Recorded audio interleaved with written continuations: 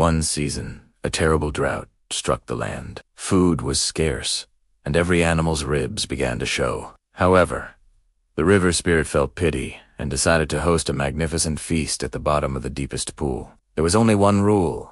Anyone who entered the water had to be perfectly clean to show respect to the spirit.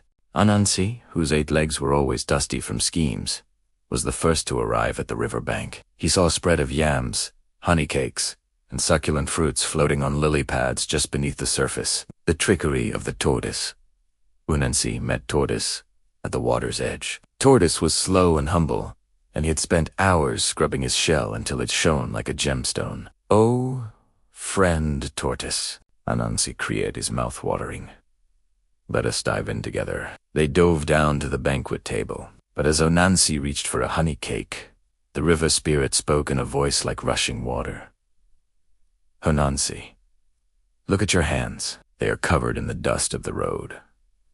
You cannot eat at my table with such filth." Anansi hurried to the surface, washed his many hands vigorously, and dove back down. But by the time he reached the bottom, he had kicked up silt from the riverbed, and his hands were dirty again. The spirit turned him away once more. The weight of greed frustrated and famished, Anansi had a brilliant idea. He put on his heavy velvet coat and stuffed the pockets with large, heavy stones. "Now," he chuckled, "the weight will pull me straight to the table so quickly that I won't have time to get dirty." He jumped in.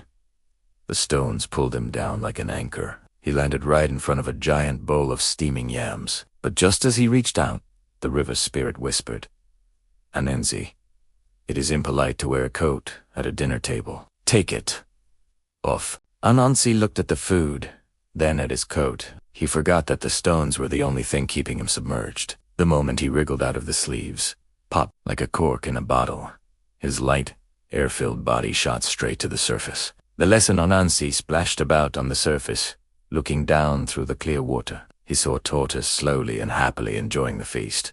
Savoring every bite of the honey cakes, Anansi was left on the bank, his stomach growling, with nothing but a wet coat and a pile of stones. From that day on,